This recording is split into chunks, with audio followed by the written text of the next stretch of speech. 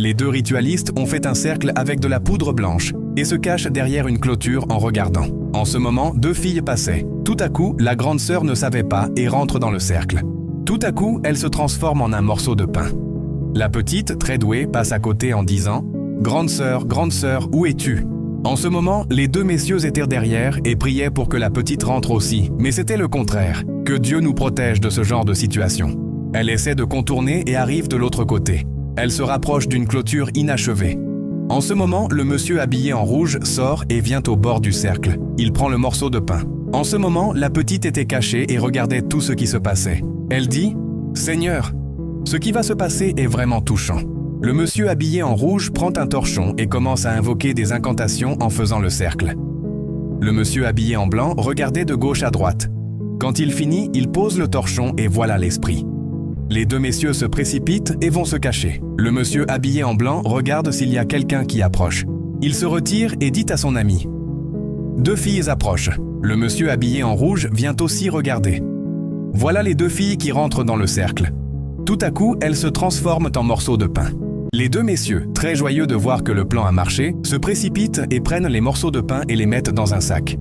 Le monsieur habillé en blanc dit « Je te l'avais dit, dans ce quartier, il y a beaucoup de petits-enfants. » Le monsieur habillé en rouge regarde si quelqu'un approche et dit à son ami « Et la petite fille qui était passée, je ne la vois plus. Allons-y. » Ils prennent la fuite. Vous serez surpris par le comportement de cette petite fille. Elle suit les deux sans qu'ils ne le sachent. Arrivé à un niveau, il regarde si tout va bien. Mais voilà la petite qui les suit discrètement. Les deux messieurs vérifient encore, puis ils se précipitent et rentrent dans la maison. Ils ferment bien le portail. La petite fille s'approche du portail. En ce temps, les deux messieurs étaient tout joyeux. Voilà la fille qui touche le portail et ça s'ouvre. Elle rentre et voit les deux messieurs en train de mettre les 3 morceaux de pain sur une table entourée d'un tissu rouge. La petite fille les regardait doucement sans faire de bruit. Quand ils finissent, ils invoquent des incantations et prennent le pain en voulant manger. Tout à coup, la fille crie « Arrête !» Le monsieur habillé en rouge demande à son ami comment elle est rentrée. Très étonné, il se pose des questions. La fille dit « Donne-moi ma grande sœur ».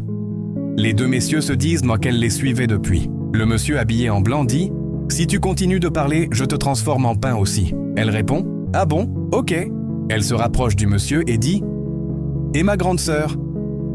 Elle le touche et voilà le Saint-Esprit qui agit dans le corps des deux messieurs. Le monsieur habillé en rouge s'agenouille et commence à demander pardon. Il dit qu'il va tout avouer. Le monsieur habillé en blanc dit « Ce n'est pas moi ». Les deux messieurs sont à terre.